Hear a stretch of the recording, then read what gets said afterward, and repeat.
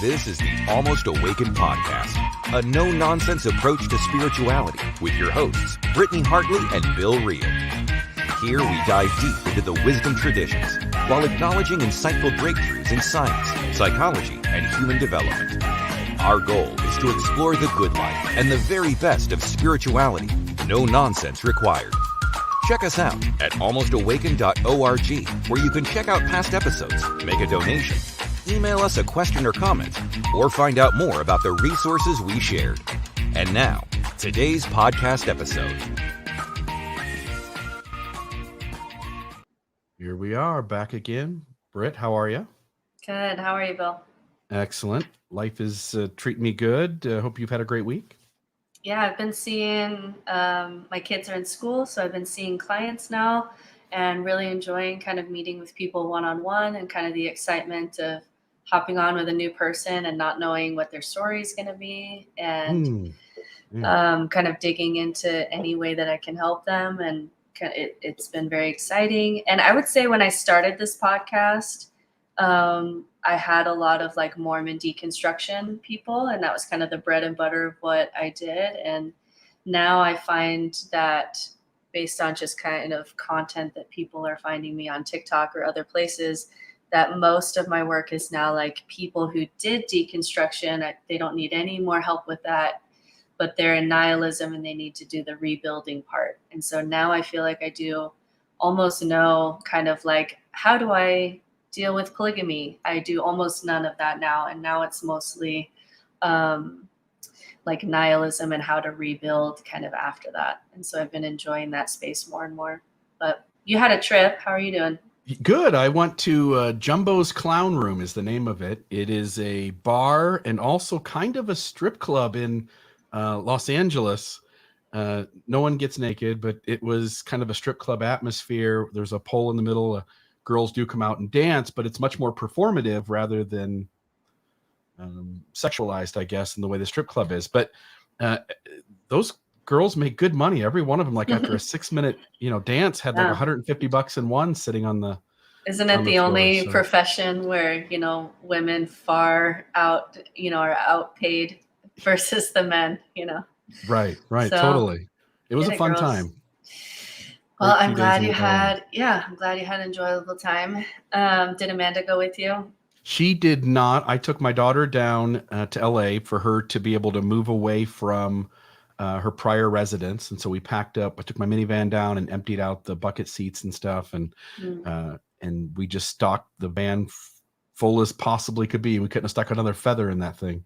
But it was jam-packed and brought her all of her stuff back here. And she unloaded that last night and this morning. Nice.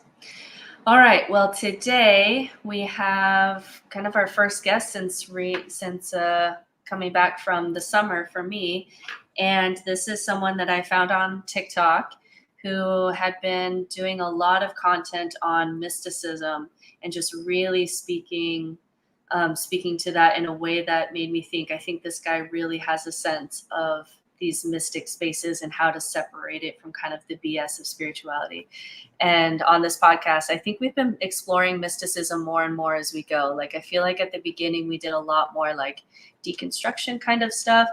And now I just feel like we've been really leaning into this mystic space, which has just been really interesting for both of us. So I'm going to bring on Bob Peck. He is the author of a book called Original Sin is a Lie, How Spirituality Defies Dogma and Reveals the True Self. He's an award-winning filmmaker, author, meditator, and he calls himself a spiritual student of Christ, Krishna, and the Buddha, and he has a bachelor's degree in religious studies. So I can just tell that based on kind of the mindfulness and the mysticism and the religious studies work, that this is someone that you and I could really vibe with. So let's bring on Bob Peck. Bob, how are you? Guys, great to be here. Fantastic. Bob, I noticed in your profile that you said you're also the lawnmower, and I'm just curious. Is this just one of the roles you've got at home? We all split up roles in our lives, but are you the man? There's so many roles that we're playing, Bill. Yeah, all these different masks that we wear. Yeah, on a day-to-day basis. I printed that on the back of my book, and like months later, I was like, why did I do that? And people have said, like, that's really funny. Like, I'm glad that, like, there's a lightness to this stuff. If we take it too seriously, we're missing the point, right? So, but well, yeah. and I think it points to that you're not just like the kind of mystic or meditator that like is just posting content from like a sangha and at the top of a mountain in India, that you have like a life and you have chores and you have a child and you have probably cleaned up poop very recently in your life and yet still can have this very mystic approach. So I'm very Office Space. You get your stapler back. Yeah. Exactly. It's my stapler. All right. So I think the first thing that I would love to hear, which I don't know, I've been kind of consuming your content, but I haven't gone back to just like, tell me your story. Just like, give me like 5 minutes of like how you grew up, anything relating to religion and spirituality, how you got into this space. And I want to go along for the ride. So take us on your story for a few minutes. Thanks. Cool. Yeah. I'll try to make it relevant for you and your audience. Grew up in East Texas as an Easter Christmas Christian, as we're called, EC Christians sometimes. And I liked going to church because we went twice a year, guys. When you go twice a year and you dress up and you sing songs, and we went to this really old timey church. It was Episcopal. The pastor was really warm and charismatic and funny, and we like I said, we went twice. It was great. And then when you sleep over at your friend's house on Saturday night, sometimes you have to go to church with your friends, family. And I started going to my friend's Baptist church more regularly, kind of after sleepovers, and got exposed to a wildly different experience. East Texas Baptist fire and brimstone Christianity, and started to, really question things almost that early, about 8, 9, 10. In that period, I actually write about it in my book. I had a little old lady come up to me during like the kids' Bible class, and she said, "Do you want to go to heaven? Do you want eternal salvation?" And I'm thinking, it sounds pretty good. And she basically said, all you have to do is sign here, Jesus Christ is my Lord and Savior, kind of on the dotted line, if you will. And that really was a huge moment for me, of just like being kind of blown away by such a kind of reductive, like thin. It feels like there's more to it than that, just inherently, intuitively. And that was a big moment for me. I moved to Austin, Texas, shortly after that time, at about 10 or so. I'm 35 now. It's still in Austin. And my dad is more open-minded. That was my mom's family, going to Episcopal church every now and again. And then my dad is kind of how you explained actually your audience. My dad was altar boy Catholic to militant atheist to kind of open-minded spiritual, almost like a 3-act structure. And I feel like I've seen those kind of eras take place for a lot of people. And so my dad was already entering kind of his spiritual period in the 90s when I moved to Austin. And so, I started reading Yogananda and Thich Nhat Hanh, and I read Living Buddha, Living Christ, I think in like 7th or 8th grade or something like that. And my mom actually tells a story. One of her friends asked her recently, she's like, your son wrote this book about religion. Like, what's that about, kind of thing? And she said, when all the other kids were reading Harry Potter, Bob was reading Thich Nhat Hanh. And that's true. I've always really been into this stuff, and really just have a, lifelong passion for comparative religion and spirituality, and seeing the oneness to the point of the mystics, which I'm sure we'll get into deeply, of just seeing the kind of the perennial philosophy underneath all these faith traditions. So that was my childhood. And then Austin, Texas, I went to UT, University of Texas at Austin here. I went for a film degree. And in that time, a lot of my peers were making movies about vampires and zombies. If y'all remember that era, and it was very uninteresting to me.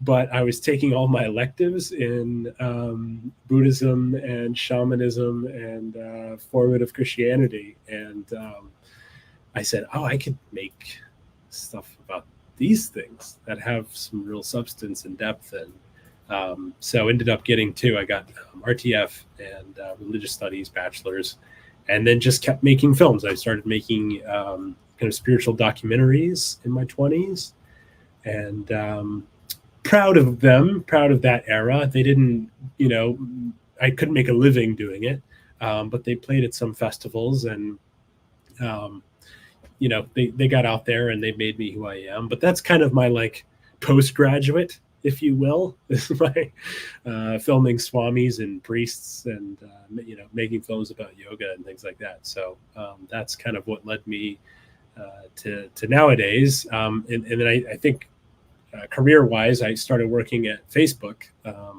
about 5 years ago. I kind of, like I said, I couldn't make a living in the creative field here in Austin, and marketing and tech came to my city, and so I learned that, and so I've been here doing that. But right about 5 p.m., I'll get back to writing about the cosmic Christ, or talking about some other mystic philosophy online or on in the book or in content. Bob, why these three? Why Christ, Krishna, and Buddha? There are lots of gurus, right? There are lots of spiritual teachers. There are a lot of folks who. There are a lot of characters or entities or personas that have been put kind of at the head of a religion. And these three seem to have the most influence on you. And I'm just curious, why Christ, Krishna, and Buddha? Well, it's a great question, Bill. And I also honor all teachers and all masks of the one. These are just in particularly the ones that pluck my heartstrings. Yogananda really is a great kind of gateway to their connectivity in terms of being a modern master. But I'd say the conceptual reason, which might not be what you're looking for, but initially I would say that I do believe they're all avatars. So in the Bhagavad Gita, which I'm sure you guys are familiar with, your audience probably, hopefully, the Bhagavad Gita is basically a Bible of Hinduism, a holy text, and it's a conversation between Arjuna and Krishna, who are about to go to war, and it's very good spiritual treatise. It's one little tiny piece of the Mahabharata, which is this ancient epic. And anyway, Arjuna hesitates before this battle, and Krishna explains a lot of kind of the way things are, if you will, in the Gita. It's so good. And one of the concepts that arises from this is the avatar doctrine. Krishna says, I'm paraphrasing, but he says, when wickedness takes over, I rise to set virtue on her seat again. From various times in various geographies and various areas of the world, to various civilizations, a spark of real spiritual truth and power and unity manifests, incarnates in this very explosive, vital way. And that's, to me, Jesus, that's Buddha, that's many men and women throughout history. So I think just honoring those three in particular as being, fully cooked, if you will. They've removed all of their own egoic identities. They're just pure vesselhoods. And so that's why I'm such a big fan. But then when you look at their teachings, I have this section in the book on the avatars that really compares, they're saying very similar stuff. They're talking about radical compassion. They're talking about inner discipline and really not being trapped, not being caught by the stimuli, the material phenomena of the world. It's all very overlapping concepts, and I think you really only need one of them, to be honest. Three is plenty. So I'm drowning in their oceanic wisdom. Let me ask this. Most of our audience had a different story than you, in the sense that I get the sense that your dad did kind of a lot of the work in kind of deconstructing religion, doing the atheist phase, moving into spirituality, and you were essentially able to carry on his journey, which is really beautiful. Yes. And pretty rare for our guests, because most of our guests would be talking to your dad, right? Talking to like that process, right? So it's very interesting that you were able to kind of continue his journey of spirituality. And so for the majority of this audience who would kind of consider themselves deconstructioners, hearing something like, I think that these are avatars, is gonna raise some BS meter alarm bells, because they're gonna be scared that in order to access the wisdom of these people, I'm going to have to take on some Hindu beliefs about avatars or reincarnation or cosmic oneness that I'm not ready to take on, because it feels a little bit too much like a grand narrative or a story or a belief system. So I guess my question is, when you say these men are avatars, is there a way to approach that these teachers, these mystic teachers, these desert fathers and mothers throughout history are tapping into these similar concepts of the good life, like you've mentioned, in a way that could be totally non-supernatural? Or is there some benefit to a worldview that requires maybe a little of that belief system in order to get the wisdom that you're talking about? Can you separate those two so that the people who are weary of that language because they've been hurt by religion can still access the teachings? Yeah. So what do you mean by avatar? Yeah. Like, what do you mean by avatar, and how much of that do you need to believe in to get the wisdom that you're kind of talking about?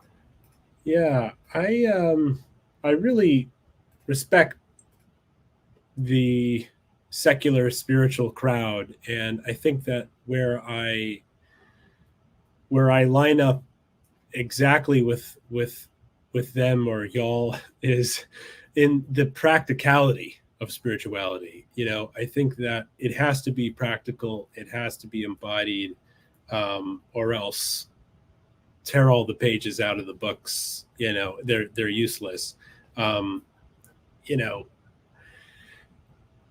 I think the reason for all of these different religions and all of the different levels of like metaphysics to secular within spiritual paths is due to the human psychodynamic needs.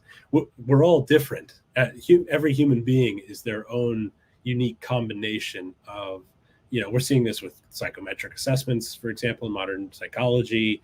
There's all these different ways of understanding and measuring the fact that humans have all of these different ways of thinking and living in the world. I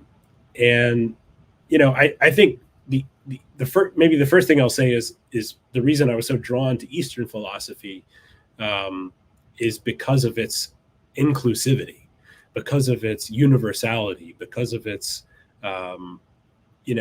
even for them to say Jesus, an avatar is a Hindu term, even for them to say Jesus and Buddha are avatars is, a radically open thing, in terms of most religions, most institutions are at odds with the founders of other systems. So it's for them to say, hey, you're as high a being as the ones that we hold to be considered the highest, come right in, basically. I think from as far as like what you're asking in terms of like supernatural versus secular, I'm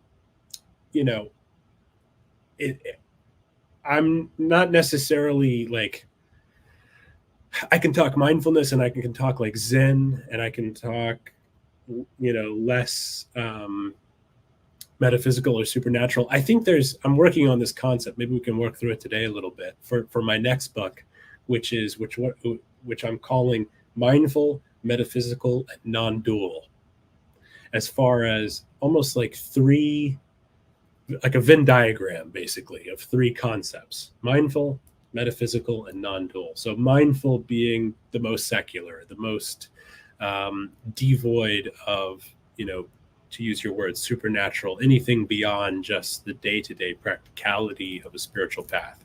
And I think, and that's totally a valid, path of spirituality. It's definitely a journey of awakening on its own.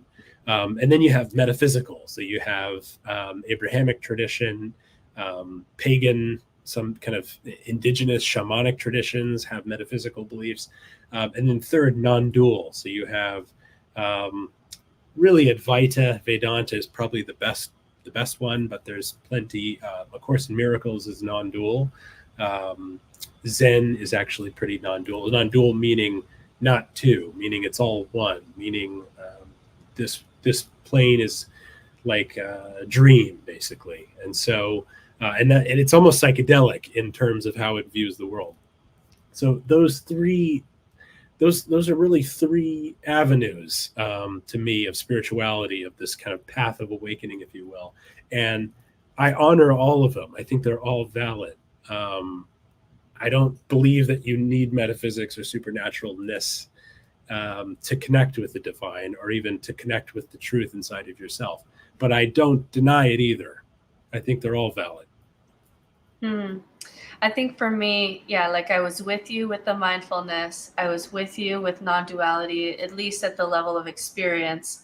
The metaphysics one, and again, this may just be my bias, which is caused by religious trauma. Not that I'm any more right than you, but the metaphysics is the one that stops me up, because now I say that knowing that as someone who enjoys mysticism and myth, there's a lot of these places and these stories where I like to go, because it provides a mirror to myself, helps me understand myself, right? So I study all different kinds of mythology, all different kinds of religions, because they provide these mirrors to help me understand human nature. And so I do think that they're valuable on that level. When you get into something above that level where you're using subjective reality to define or subjective experience to define objective reality, to me, that's where spirituality gets off track, because what happens there is that's the part of the game that we're bad at, when we take our subjective experience and say, because of this subjective experience I'm having, therefore this objective reality must be capital T true in some way. There must be something like avatars, or there must be something like reincarnation. There must be, or all these religions come together in this way, therefore it must be true. When really it's just a reflection of ourselves that's happening. And so for me, I think with leaning on to secular spirituality, the difference would be we go into these metaphysical places and these story places only to help discover human nature ourselves. And we leave any statements about actual objective reality to science itself, which is the best tool that we have for conversations about objective reality. So that would be the only place where I would have a little bit of maybe a difference there. But the other two, I can see where you're going with that. Does that make sense? Yeah, totally. And I'm definitely not going to sit here and defend, any kind of concepts that I haven't had a direct experience of. I'm mainly referring to those ideas that are from, Eastern religion and Eastern spiritual masters. Ram Dass was once asked, kind of why he believes all this stuff. And, I think he had a pretty good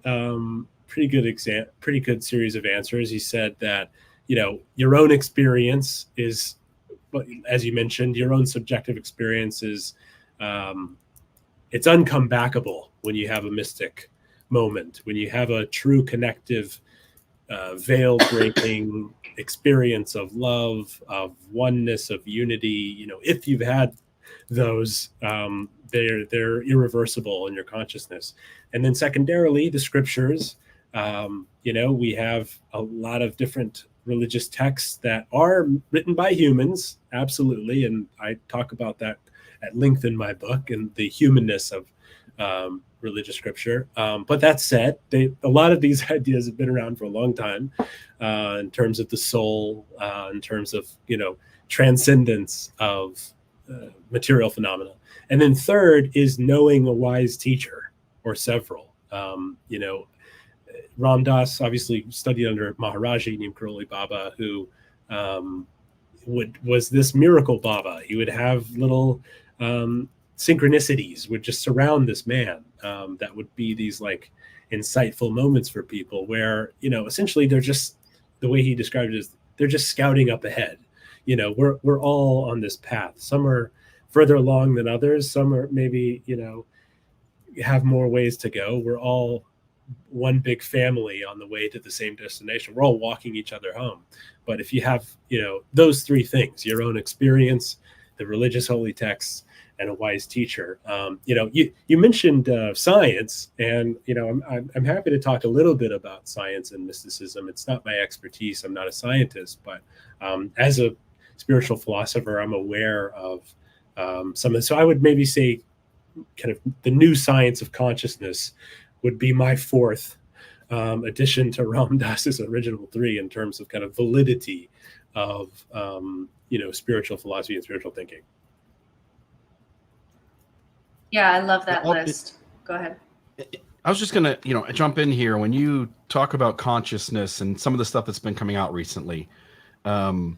Things like, I don't know if you know Donald Hoffman, and the ideas that consciousness was actually what was fundamental to the universe and that time and space wasn't. And so as an atheist, I'm also bewildered at times by the mystery that's out there in the universe. And especially within like the Hindu religion and Krishna and kind of that, or Krishna, that recognition that sort of the universe is kind of dreaming all of this, right? And we're all sort of expressions of that creative energy. And hence, when you say that like Jesus, Krishna, and Buddha are avatars, an avatar, at least by the kind of the standard definition, is deity kind of showing up in human form, essentially, right? Or in some form that we perceive as being a human or a persona. But in that kind of sense, do you kind of buy into maybe we're all avatars? Like we're all, as Eckhart Tolle says, the universe expressing itself as a human for a little while.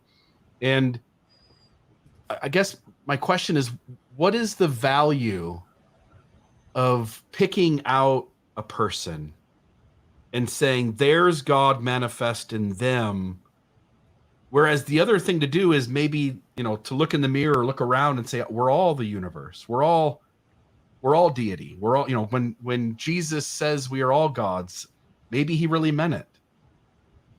Yeah, that's beautiful, Bill. And man, I didn't know avatars was gonna set I love it though. The panel. That's great. It's a great. Sorry, we have like me especially, like we can get very touchy with things because we just want to make sure that like this is a safe conversation for people who have been burned by metaphysical beliefs that have been pushed on them. You know what I mean? No, it's great. And Bill brings up an excellent point, which is, the name of my book is Original Sin is a Lie, right? And so what is the real meaning of that? It means you're inherently good. You're not inherently dirty. Jesus says, Luke 17:21, the kingdom of heaven is within you. The mystics, particularly the East, but really the world mystic traditions all say that we are divine inherently. We all have this speck of creator, speck of, I think maybe to use more secular terms, like the atoms that were in the Big Bang were fundamentally, have never gone away. They're still existent throughout all creation because it doesn't get destroyed. It just transmutes, etc. Like there's poetics even in materialism. I definitely think that the inherent goodness is in every being. And in terms of the value of pointing at anyone else, there's an image of polishing our own mirror. That's really all we're doing in the spiritual path. We're just polishing our own mirror. It's our ignorance of our true self. It's only our ignorance of our own true identity that causes suffering. And so, an avatar or a guru or a figure that is worth listening to is just someone their mirror is reflecting more light. But it doesn't mean that your mirror can't reflect as much light as they can. It just means maybe you got a few dusty, corners on it that you got to rub off a little bit. That's all. It's a much gentler way of looking at the distinction, I think, than you're dirty and you need, the blood ransom of this guy from Galilee. I mean, I have big issues with, essentially a lot of doctrine in exoteric Christianity, but the contemplatives, man, a lot of my work, Britt, to your point earlier, a lot of my work is actually saying, let's not throw out the baby with the bath. Obviously, here I am talking about the avatars. It's to say, let's change the water, but the baby in there is good stuff. There's real gems in these spiritual paths, and they're not perfect, but there are transformative practical teachings and practical ways of looking at the world that improve your life. You talk about the baby in the bathwater.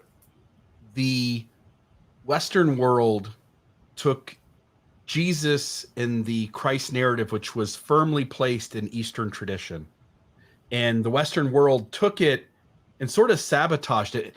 The way I describe it is that the very people that Christ is speaking out against in the New Testament are the people who then created the system and put him at the top of it and said, we're the gatekeepers. Cruel irony.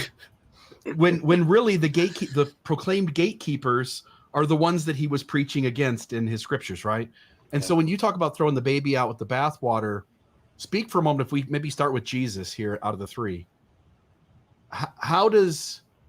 What are your thoughts on the fact that the Western world, and I use that as a phrase because we know what it means, but it really does start even as Rome is sort of promoting the Christian tradition originally when it first starts, right? But this idea that Jesus is sabotaged to now mean this specific religion and these specific rituals and these specific things, when in reality he comes from an Eastern tradition and is really calling us to Eastern thought and to Eastern wisdom, but that's not the way that Christianity has framed him. Your thoughts on how to parse that out, how to keep the baby while still dumping out the bathwater? Yeah, totally. Step one is the extremely practical and academic understanding about the Bible, which is that it is not inerrant, that it is written by humans. I mean, obviously this audience is on board with that, but there's so many Christians who say every word in the Bible is true. And, one of the great accomplishments, of the last 150 years in Bible scholarship is the fact that they've mapped out every letter and comma of the Bible. And we know where the discrepancies are. We know where the contradictions are. There's a lot of small contradictions, but there are some big ones. And my specialty is in the New Testament, specifically the Gospels. Looking at, for example, in church, you do what's called horizontal reading. So you start at Matthew, the birth narrative, and then you read through to the end of Matthew, and then you start at Mark, even though Mark was first. Historically, they put Matthew at the beginning because the birth narrative. Mark, beginning of Mark, then through Mark, beginning of Luke, then through Luke, John, etc. And you think, oh, this is all like pretty similar. But what Bible scholars do is they do what's called vertical reading.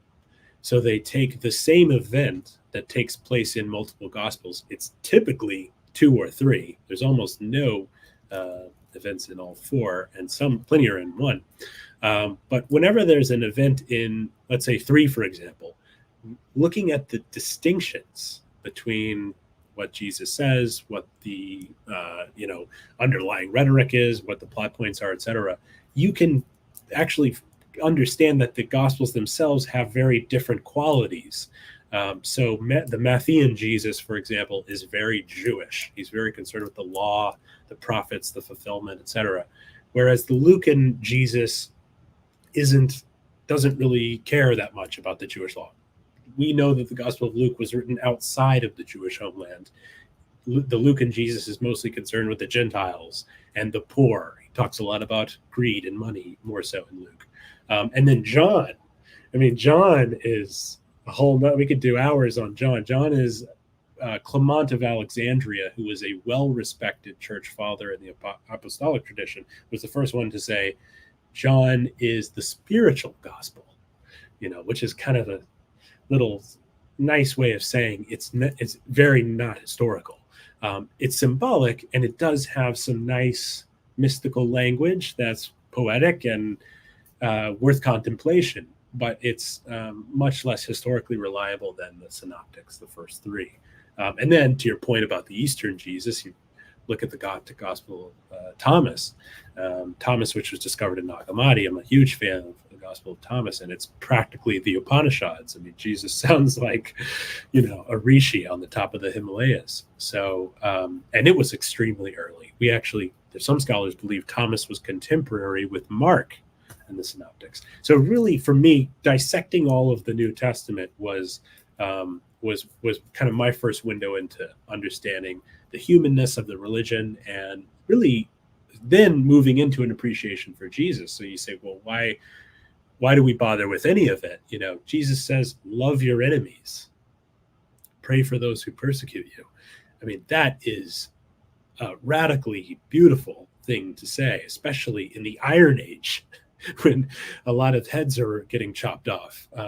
He has a lot of great stuff. I think the biggest, most important one for me is forgive them, Father, for they know not what they do.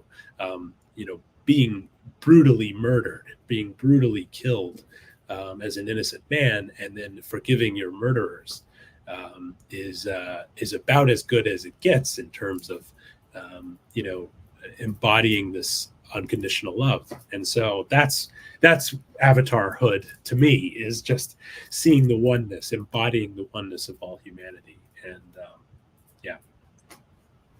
that really resonated with me. I was going to ask you about the Gospel of Thomas, which I think is one of the most mystical texts, and something that I found kind of later in my studies and just really came to love. I have a question. It's a question that I don't really have an answer to, but I just would love to hear your thoughts on it.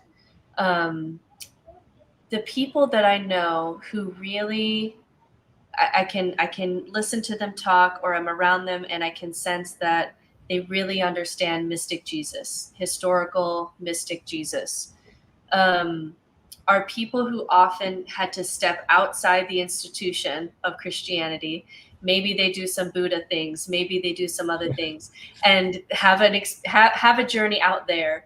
And then they come back to these scriptures that they may have been raised with, or had Christmas story songs, about, and then they'll read things from Jesus about, the kind of loving kindness and compassion that you're talking about, and they'll almost come back to Jesus from this different perspective and really appreciate him for who he was, and not kind of the God and institution that we made him into be. Yeah. And so my question is, for where American Christianity is right now, and how it got into bed with politics and became the power structure that it is today, do you see that mystic Christian path available in Christianity? Or is it really something that you can get if you step outside of Christianity and come back to it? It's a great question. And, admittedly, I'm not very proximate to contemporary American Christianity, at least, in terms of knowing what's going on there. It seems like it's chaos from the outside. 40%, decrease in attendance. It's pretty much since the 45th president was elected, it seems like a lot of Americans that are Christian, who are good people, said, this is the representative of our, faith tradition in terms of an American politician. No thanks. And, started this avalanche. And I have seen that, to your point, in terms of people kind of going off reading Be Here Now, or taking a psychedelic, mushroom or a chemical, in a way that opened up their consciousness. And then they came back and said, oh, wait a second. There's some real beauty here. I think Yogananda, again, maybe this is just a Yogananda commercial, but he's a modern yoga master. He came to America in 1920. He died in 1952, I believe. He was a very lovely man who, basically American spiritual teachers are indebted to him. He's the first real Swami to kind of live the majority of his life in America, and died in LA. No, scandal free, by the way. And there's have been plenty of Swamis that have come over that had severe polishing to do. Yeah, what's the hot yoga guy, the Bikram yoga guy? Yeah, he's pretty awful.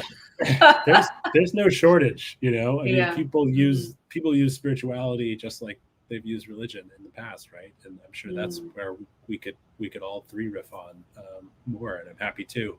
But yeah, Yogananda is a wonderful commentator on the Bible.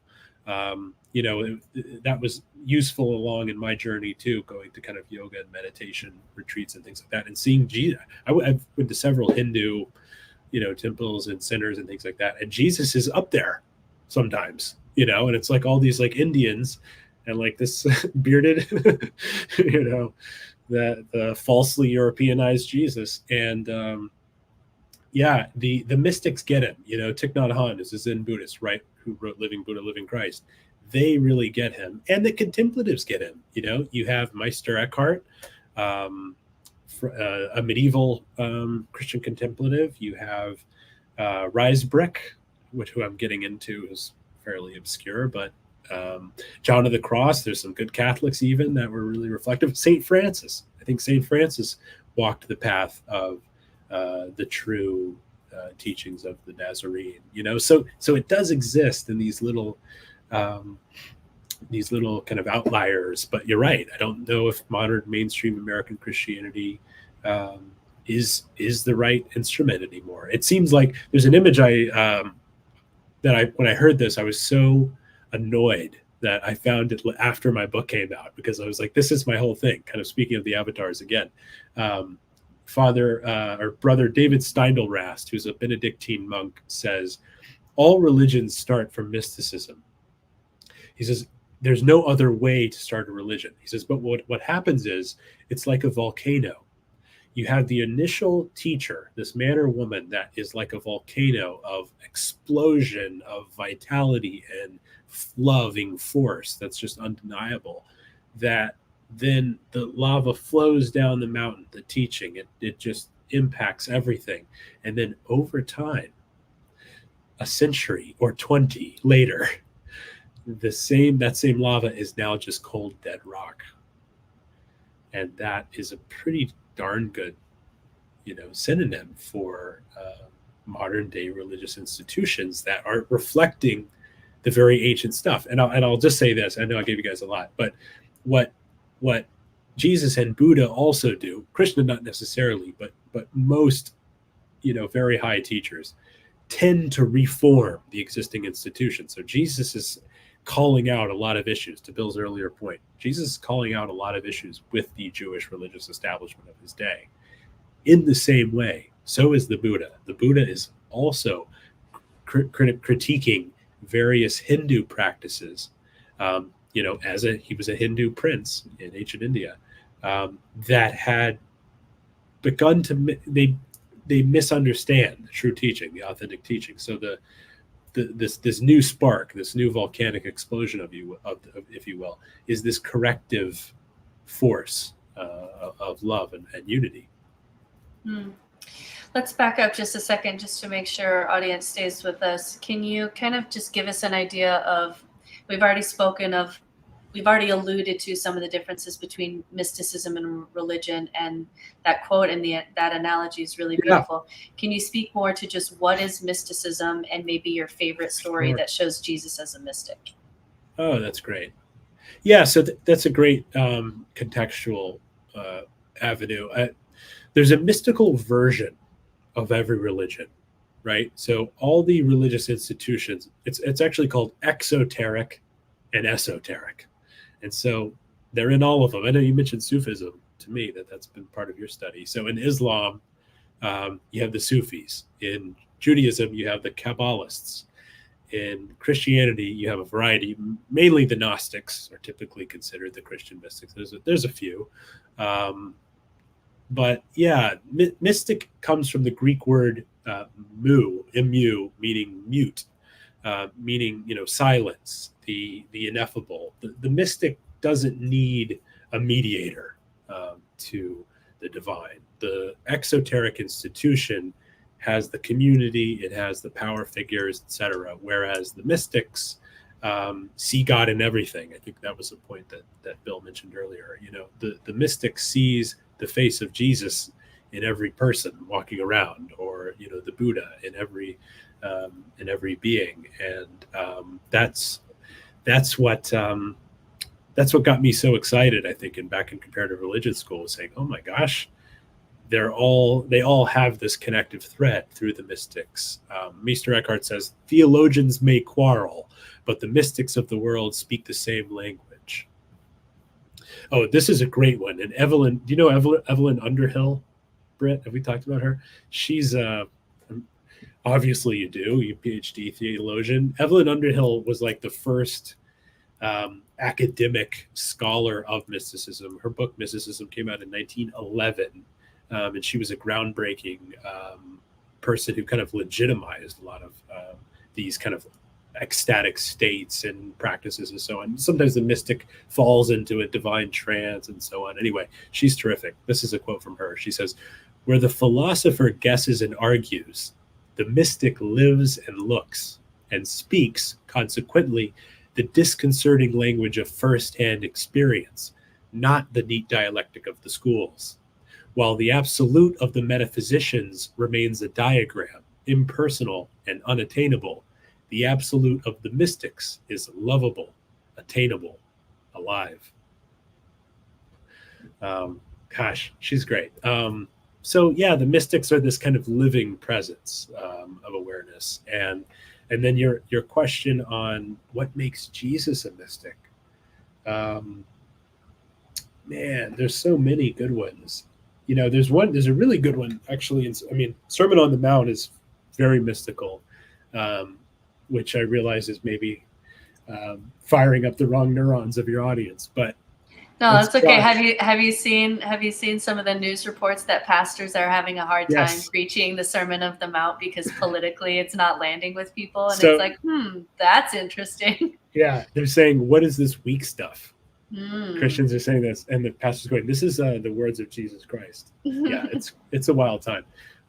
Jesus says this, which sounds like a Zen monk to me, by the way. He says, "Don't be anxious for your life, what you will eat or what you will drink, nor yet for your body, what you will wear. Isn't life more than food, and the body more than clothing? See the birds of the sky, that they don't sow, neither do they reap, nor gather into barns. Your heavenly Father feeds them.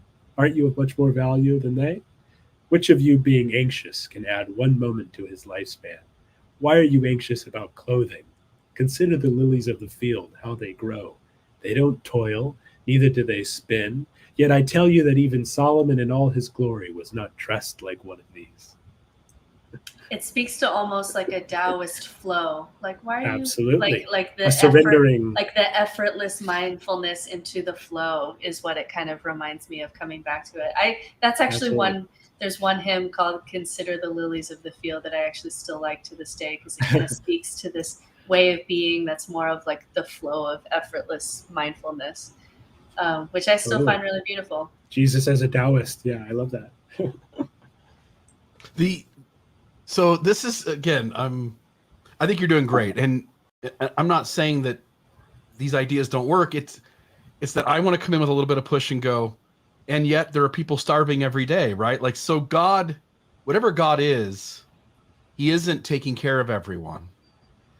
And when I hear like the Sermon on the Mount, my mind, one, recognizes that at the same time Jesus is saying, don't be concerned with these things, yet there is reason to be concerned with these things, right? But the other side of it is worrying about it doesn't get us anywhere. Worrying about it doesn't put food in our mouth. We simply have to put a step forward, take care of the things in front of us, and what will be will be. And I think there's a sort of Jesus speaking to that as well, which if we just get stressed over putting a roof over our head or get anxious about what happened in the past or how tomorrow's going to go, we end up wasting vital energy that allows us to live in this moment, and that these things, for whatever they are, whether it goes well or not, they're going to take care of themselves. Any thoughts there?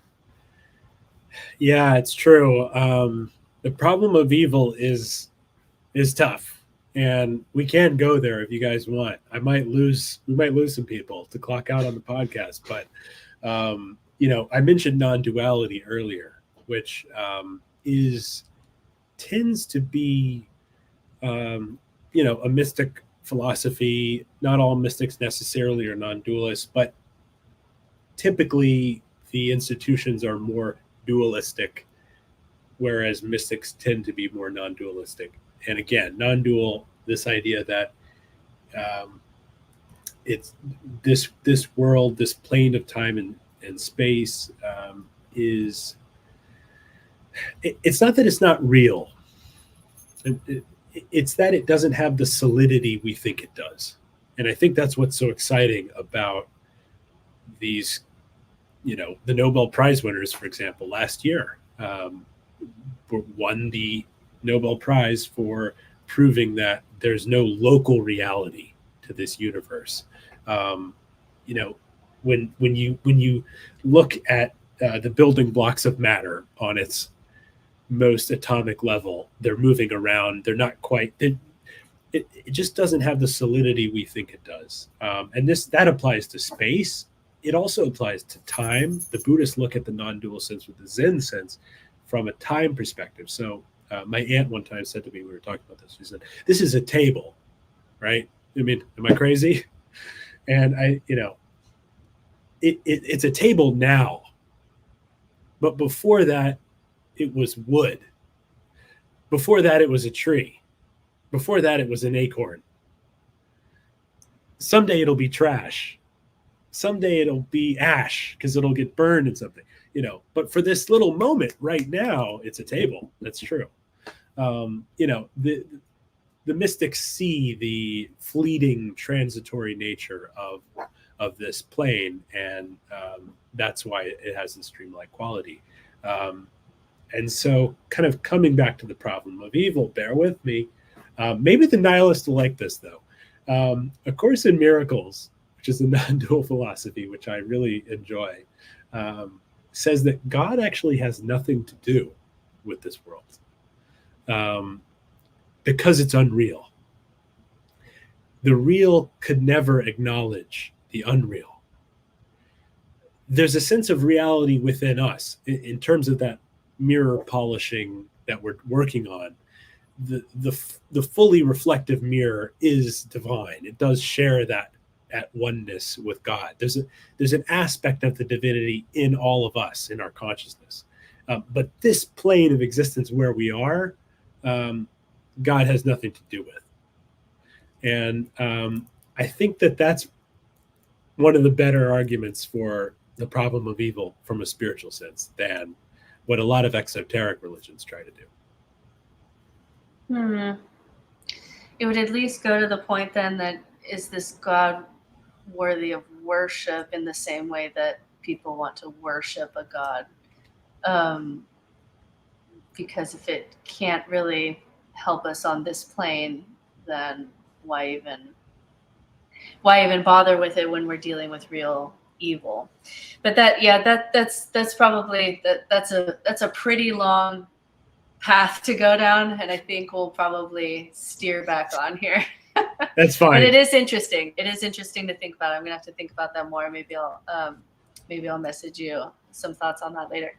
I wanna ask you about psychedelics, because one of the most interesting things with atheists is the study that showed that 2/3 of atheists who did psilocybin will not afterwards self-identify as atheist. They won't say that they're theist. They won't say that I believe in Heavenly Father.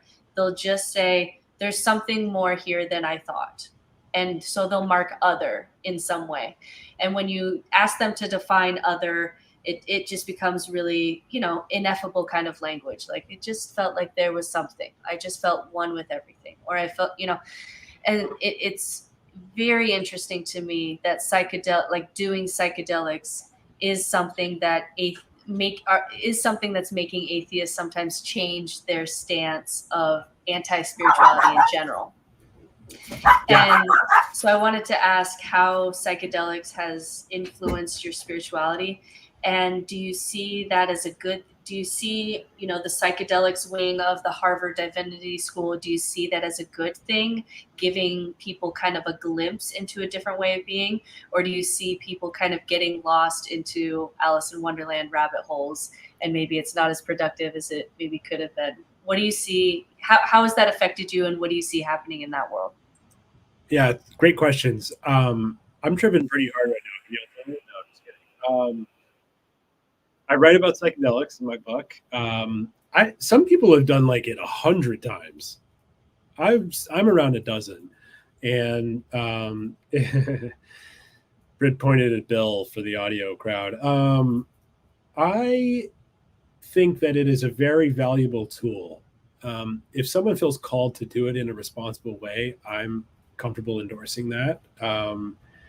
I think the first thing to understand in an American culture setting is set and setting, which is a term from Timothy Leary, who gets a bad rap, by the way. If you really actually read Tim Leary's research studies, they're pretty good. But anyway, and I write about him as a complex figure briefly in my book. But set and setting, it just means your intention and then the environment.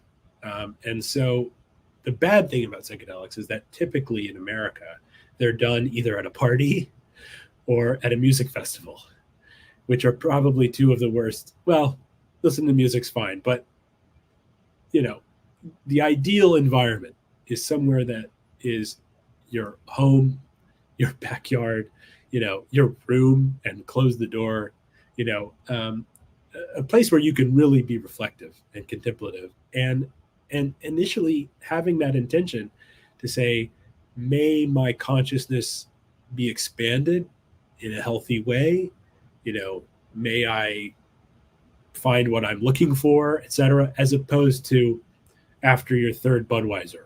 I will say that it's also not a panacea. I like that it was 2/3. I think that's a good little component of that story, because it's not 100%, because it's not this universal like miracle thing. Like Tim Leary and Ram Dass, formerly Richard Alpert, were thrown out of Harvard for, they were like, kind of like, how do we get everyone to take this? How do we put it in the water? It's like, okay, no, that's not the answer either. Because what happens is you can do it too much, you can do it too often. And, Ram Dass's life, really, for those who don't know, he was a Harvard psychologist. He started studying psychedelic chemicals in a research setting. They were kicked out of Harvard, and he traveled the world basically trying to find someone who knew what this stuff was, what it was accessing for people in terms of the boundary dissolution. For those who haven't taken psychedelics, your boundaries dissolve. Your egoic boundaries dissolve. You see the connective unity between all beings. You have this sense of, at least I've had this sense of love and empathy, and you just kind of realize that everyone is doing the best they can with what they have. It's a profound experience. But he would always come down, and he says, my goal was not to get high, it was to get free. So is there a way to obtain that level of consciousness, that level of unconditional love? I think that the highest teachers have accomplished. throughout the rest of your life, as opposed to just coming back down. And he meets this teacher Maharaji named Curly Baba. It's in his book Be Here Now. I write about it as well. It's online. You can read about it for free. And Maharaji actually takes some of the LSD. There's an LSD story with Maharaji, and he famously was not affected. It took quite a bit as kind of this little guru test kind of thing, and nothing happened. And Ram Dass's conclusion was, when you're in Detroit, you don't have to take a bus to Detroit. If he's operating up here, we're all here, acid or mushrooms are here. But if you're up here, you're not going to be affected by this stuff. And so I think it is a useful tool, and it's not for everyone. It should be done responsibly. And I also hope that the same thing doesn't happen. Well, it's already starting to happen, I think, with kind of the colonization component. And what I really hope that it's not just this capitalistic, tidal wave that affects indigenous communities. I hope that we're able to have this, more awakened outlook in the taboo of these plant medicines becoming more available. I hope that we're able to honor the cultures and the teachers from which they come, as opposed to being kind of the VC backed, whatever BS that Americans are so great at doing. I hope that it's done correctly, but yeah, I think it's mostly positive that we're entering this renaissance. And for our audience is going to be deeply familiar with Jesus of the New Testament, and they've heard, they've deconstructed some of that. They're aware of guys like John Shelby Spong, Jack Spong, who kind of takes a non-literal approach. Richard Rohr, who speaks kind of Jesus, not really in a literal historical way, but trying to give people room to kind of deconstruct, but still hang on to the spiritual power of Jesus.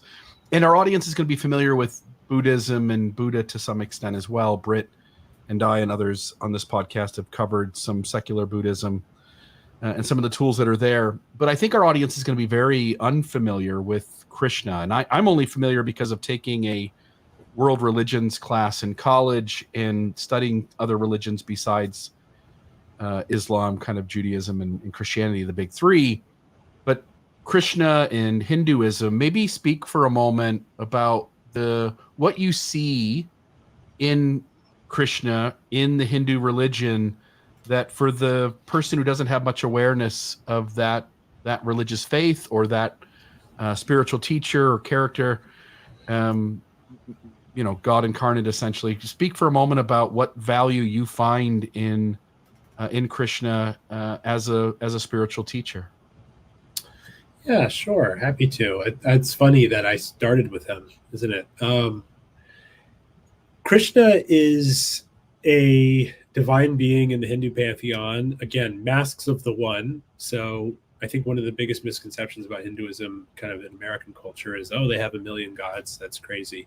And they're really not. It's very complex. I mean, there's also no Hinduism proper. I mean, it's an extremely varied series of systems and philosophies across the Indian subcontinent the last 3,000 years, with hundreds of different guru lineages and different deities that they represent and so on.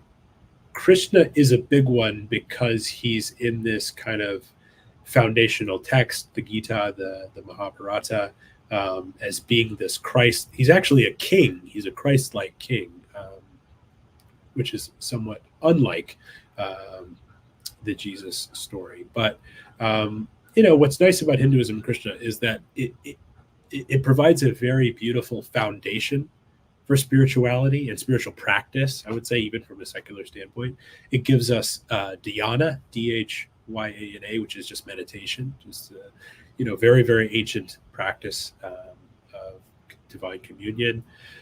It does give us the term the Atman, which is essentially the soul. This idea that there's this connectivity between Atman and Brahman. So Brahman is the one, is essentially the god of Hinduism. But Brahman doesn't act. Brahman is behind and above transcendent to creation. There's kind of there's the immanent deities here, and then there's the transcendent, which is the Brahman. I'm simplifying the heck out of this, so forgive me, but so spiritual foundation.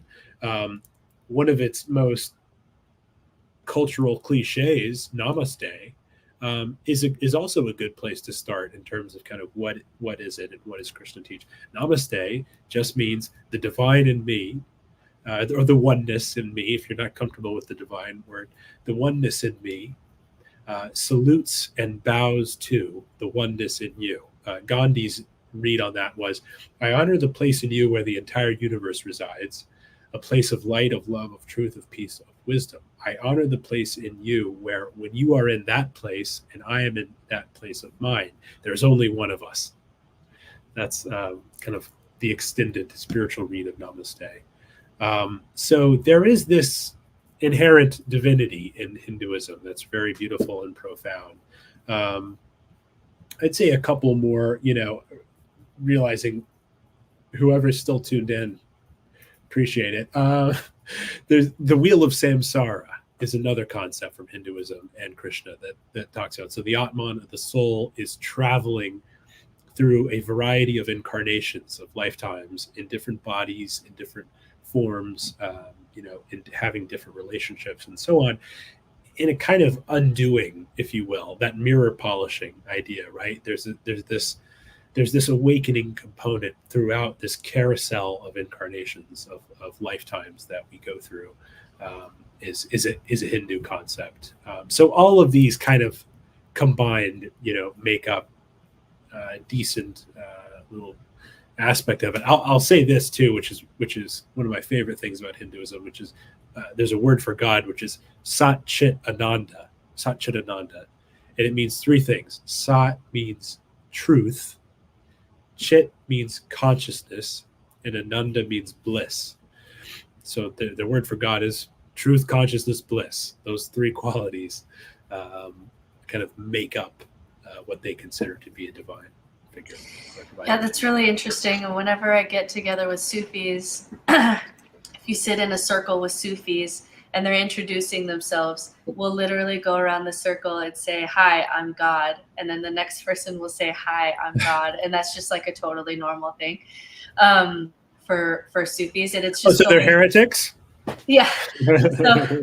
So essentially it's this idea that like, yes, this form has like a name and like qualifications and does this, but in these Sufi circles, it's this like bowing to the universe in you, and I have the universe in me too. And they'll spend a moment just recognizing that before they'll move into kind of whatever they're doing. And I do think it's interesting with Hinduism, if I'm ever in these Eastern spaces with Sufis or Hindus, is the idea of being like a spiritual atheist is something that's very Western, right? Because I have to say atheist in order to like push off some things that just don't jive with me. But you don't get the same kind of atheist rejection or atheist reaction in Hinduism. And do you think it's because there's just so many, because it's just so complex and there's so many avatars and there's town deities that the town kind of will worship, or there's immanence and there's transcendence and there's so many spiritual paths and there's so many spiritual practices that everybody kind of has the room, and so there's no need for the title of atheism, because saying I'm an atheist to a Hindu is kind of almost laughable to them, like, oh, I understand that you have to do that. But in Hinduism, they don't have that same distinction, and I just wondered what you thought about that. Yeah, that's so true. I think the East and Hinduism's richness of universality and just brutal inclusivity it's so refreshing, I think, from the Western lens of like, it's literally you go to two places when you die over here. I mean, it's laughably reductive, and it's adorable. And there's a really great image from Ramakrishna that I like in terms of like universalism that I'd love to share with you guys. It's the Four Blind Men and the Elephant. If y'all have heard of that one, it's y'all are both nodding your heads. I'll be brief. Four blind men see an elephant that walks into the village. The first man feels the elephant's trunk and says, "Oh, this being is like a snake." And the second blind man feels the elephant's leg and says, "Oh, this animal is like a column." The third man feels its ear and said, "Oh, it's like a tree." And they're all arguing about what this animal is like. And then an awakened human being comes by and sees them and has vision. A person with sight, I guess, is how the parable goes. A person with sight comes along and says, "You're all arguing, and you're all correct, actually, in a sense, because the trunk is like a snake. That's true, but that's only one part of it. The entity as a whole, it actually has everything that you guys are describing and more. There's more elements. There's more aspects to the entity beyond what you're even bickering about." So I love that image because it conveys the fact that even the exoteric religions are touching on some essentially true aspect of a divine relationship. Hey, that characteristic does have validity, but you're arguing about them being more or less true, and that's an issue. And secondarily, it's so much more beyond, it's so much bigger, it's all of them and more. I think is a really nice way to explain kind of interfaith syncretism. Sometimes that is how that's called. I just have one kind of, as we're over an hour here, I just want to wrap up and really kind of promote your book. So can you tell us kind of what compelled you to write your book, and what were you hoping that it would do for people? And just kind of want to do a plug for the book here as we wrap up. Oh, thanks, Brent. Yeah. I think there's just a lot of people suffering, primarily from religious upbringing, and it's super sad. I appreciate the work you guys are doing. You're helping a lot of people that are working through kind of the confusion when you leave a religion. I've met a lot of people now in the last couple of years that have like left their religious community and are kind of wandering in and out of the next one, or rejecting all of it, which is totally valid and makes absolute sense. And so, yeah, I think I was just making as humble an offering as I can to say, the original title for the book, actually, it's called "Original Sin is a Lie." The original subtitle was "And Other Truths from the Spiritual Buffet Line." The new subtitle is better, but I like that phrase, "spiritual buffet line," because it's like, that's all I'm doing. I'm just a billboard for the buffet. It's just, it's not just hamburgers. We got noodles, we got tacos, we got tiramisu. Try what you like. Listen and learn from each of these paths and go into the one that resonates with you. Ramakrishna also says, digging many wells won't lead to water. You have to dig one deep one, and that's how you hit it. So, I think there is a exploratory period, maybe where you are kind of reading different books and learning from different teachers. But then when you find one that really hits for you,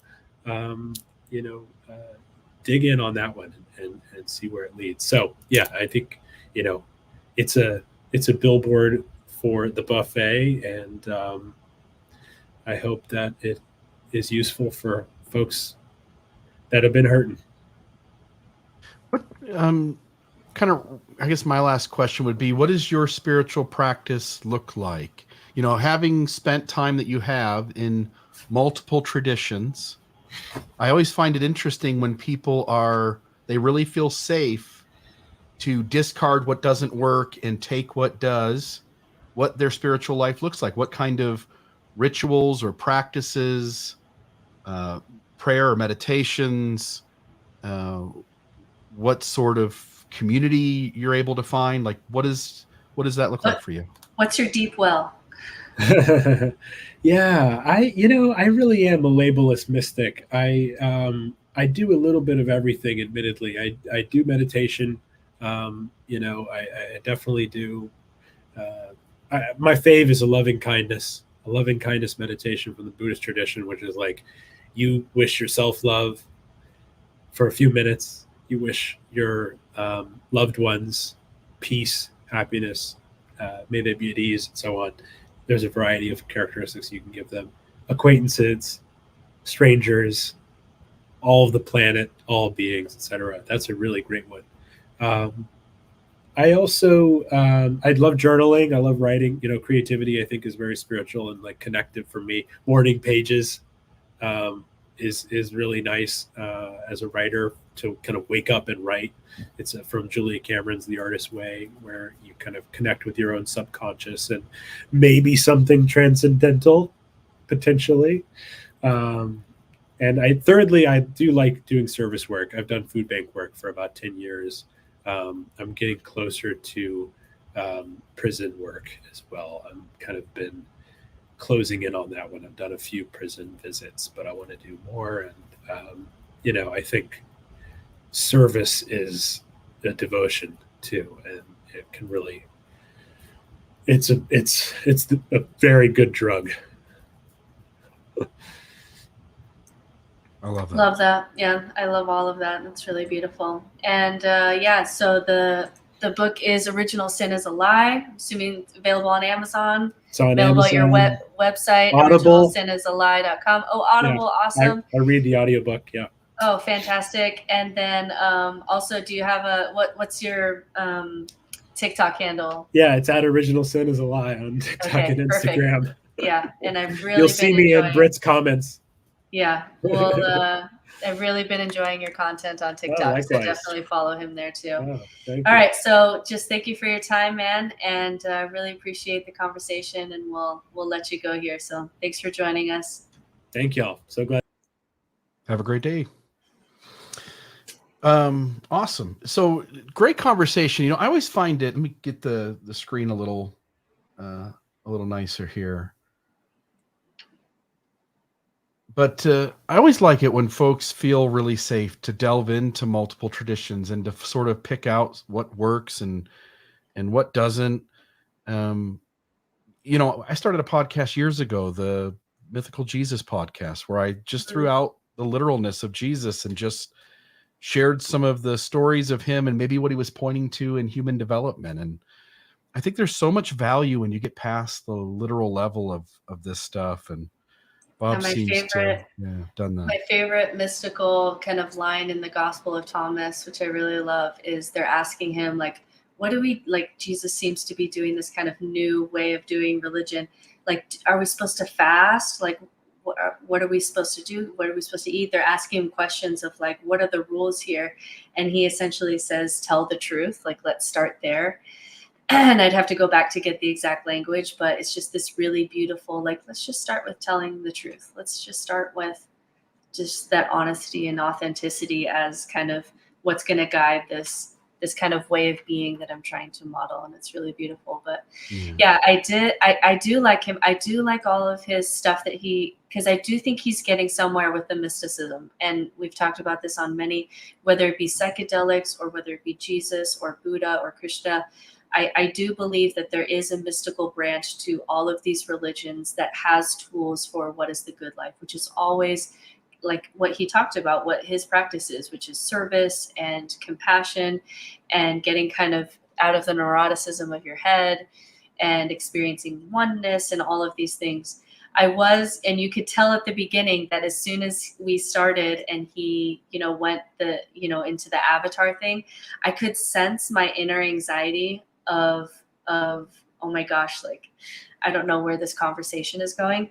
And so, like, just to be open and honest with you and kind of the people of this podcast, there's sometimes when that kind of language comes in and I'm not fully sure if I'm rejecting it because there's something metaphysical there that is anti-science that's worth rejecting, or if that's just my own trauma response happening in my body because he's using a word and he's using language that brings up kind of old memories of old metaphysical statements about what's going on, and it puts me on edge, because that's such a hard line to do, because language is so difficult, and it's something that I still struggle with on this side of life, which is being able to play in these spaces, but being able to do so with intellectual honesty. And sometimes that path and how to walk that line is tricky, even for me now. What did you think about that part of it?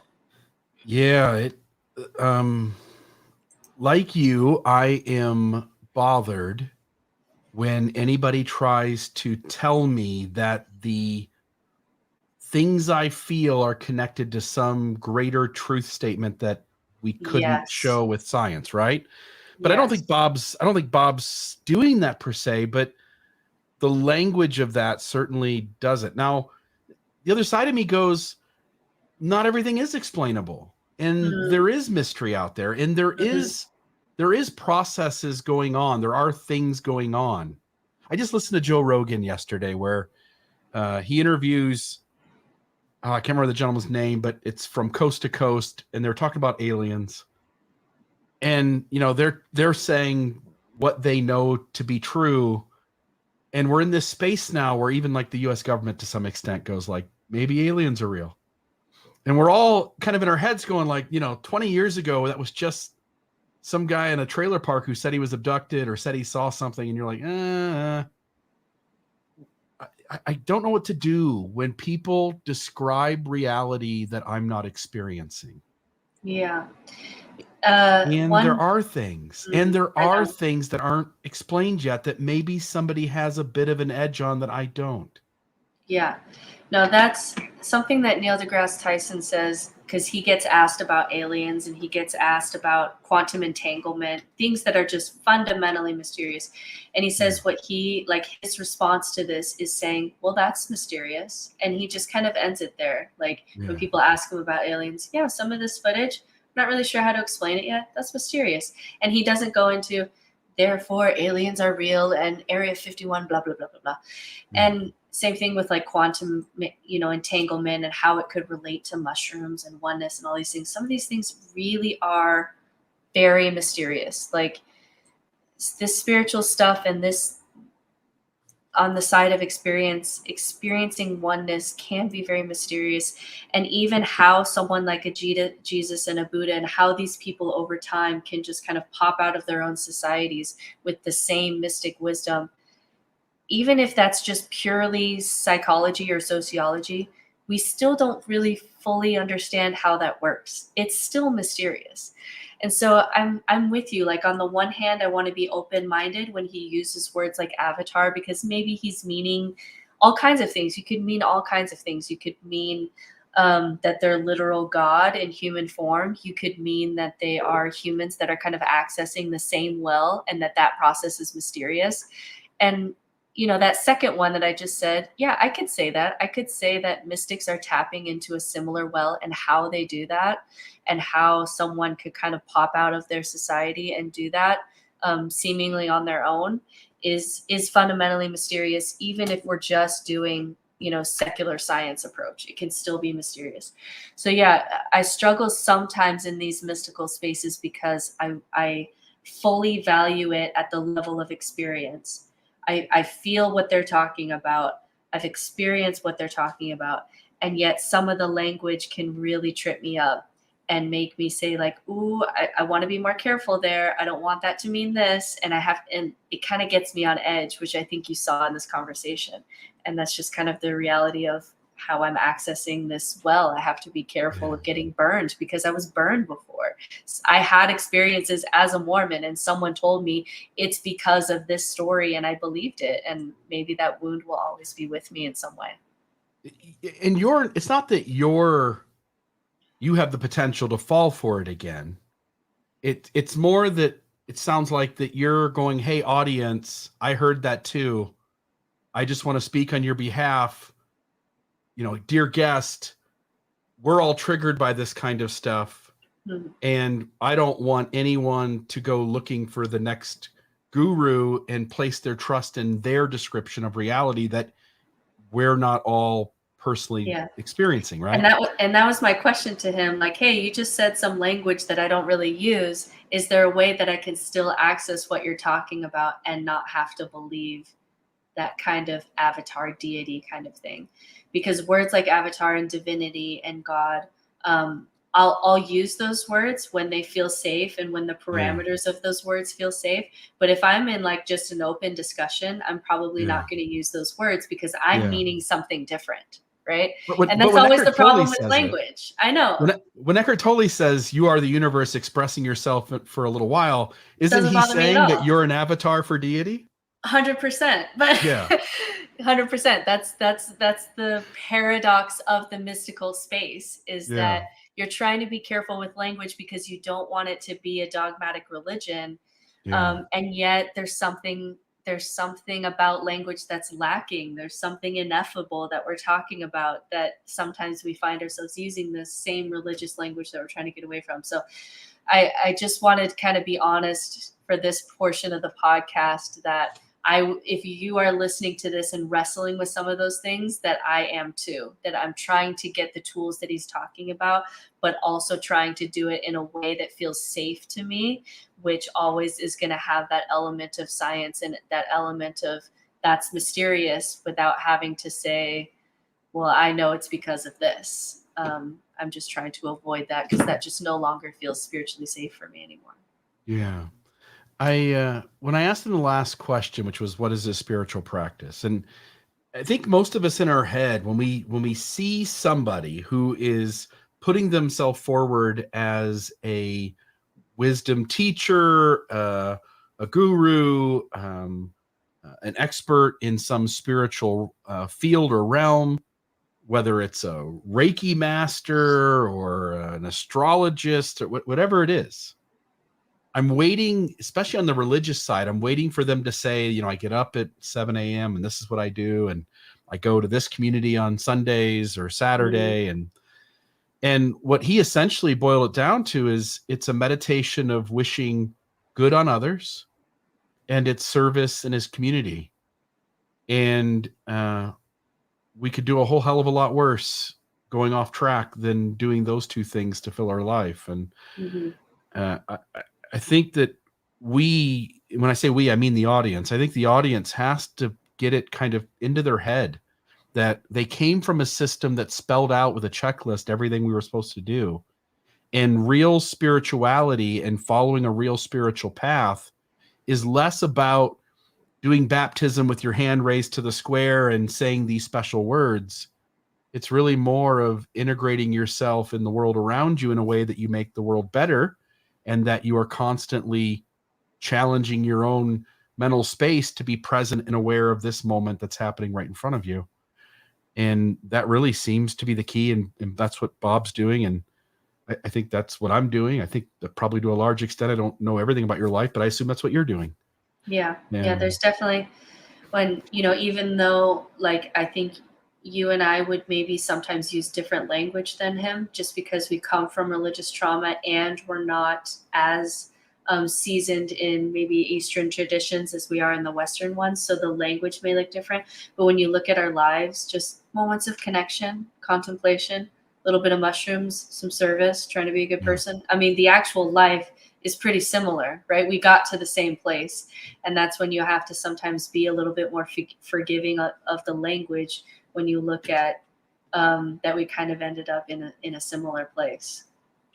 Yeah, if he had been an ex-Mormon, he wouldn't use the word avatar. I don't think so. Yeah. No, I don't think so. And if I wasn't an ex-Mormon, I wouldn't be triggered by it. 100%. Yeah. 100%. Because like you and I will do like creative 5-6 word statements to not say divinity, right? We'll say like your deepest self, or we'll say collective consciousness, or we'll kind of use these other terms that feel safer. But at the level of experience and what we're talking about is the same. They're just using different language that they're able to use because they've been able to play in these Eastern religious spaces safely, whereas you and I have been burned. And so we have these kind of other ways, but we end up in the same place, which is what mysticism is all about, is that it was never about the language. Are you in this place? Are you accessing this place, this well of wisdom? Yeah. How do we have conversations so that us and our audience can be challenged by the idea of divinity? And what is divine? It's basically anything that connects with God, right? And whatever God is, again, if we water it down to what I really think works really well, which is that creative force that always has been and always will be. And when you use that kind of language, it's so hard for an ex-Mormon to jump back into that. Yeah. Because you said, like, you've been burned, and there's been such offense given, so much trauma been had, that to allow someone else to tell you what you can't see with your own damn two eyes is really difficult. But this whole podcast, what we challenge people to do is to edge back into spirituality and a bit of the unknown. Yes. And to go like, yep, that triggers me, but let me sit with that for a minute. Let me, let me ask a question. Let me make sure somebody here is not trying to take my 10% and one of my 3 days away again. Yeah. But let me see if I can't figure out if there's something I could connect to in this universe that is mystery that would make my life better, that wouldn't have me falling for some pyramid scheme again. That's really beautiful. I think I have nothing more to add than kind of that last statement. So that was really beautiful. I think we wrap it up there. And I think on this podcast, there are many different paths, and maybe someone like Bob is a little bit more comfortable using words like God and divine and avatar and all these things. But for you and I, for the work that we do in the world and kind of our own spiritual paths, I think it's still always going to be, how can we talk about these tools and access these tools in the safest way possible for people who have triggers from religious trauma. And I think it's okay that we stay in that space and say that that's where we like to hang out, because that's the gift that we have to offer. That's our story. You know what I mean? So I think that's okay that we continue to do that in that way. Love it. Folks, do check out almostawakened.org. Britt, thanks again for putting today's show together. And do you want to tease out next week's episode? I really do. Next week, we're going to have on the Naked Pastor, and we're going to be throwing up some of his cartoons that are just very, like, he can say in a cartoon everything that you and I can say in 2 hours, but he'll do it in this concise and funny way, and we'll get to hear his story. And Bill and I will throw up some of our favorite cartoons and kind of ask him for the story behind it.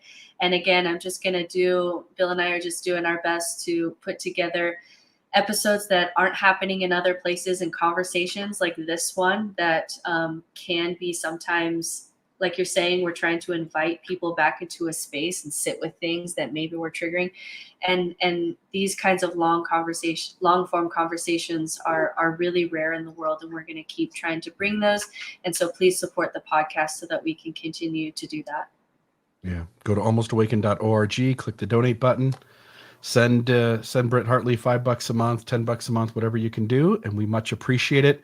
And we're looking forward, Britt, to next week's conversation with the Naked Pastor. I think a lot of folks know who that is. If you don't, go Google it, read a few of his comic strip things that he's done, and you'll be hooked right away. He's really brilliant at getting to the deconstruction and the calling bullshit on the religious systems of the world and the nonsense that they do. He does a beautiful job of it.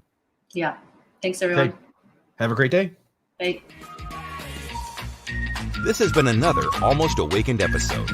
Check us out at almostawakened.org, where you can check out past episodes, make a donation to keep this podcast running, email us a question or comment, or find out more about the resources shared in today's episode. For coaching opportunities or extra support, visit NoNonsenseSpirituality.com to meet with Certified Spiritual Director Brittany Hartley.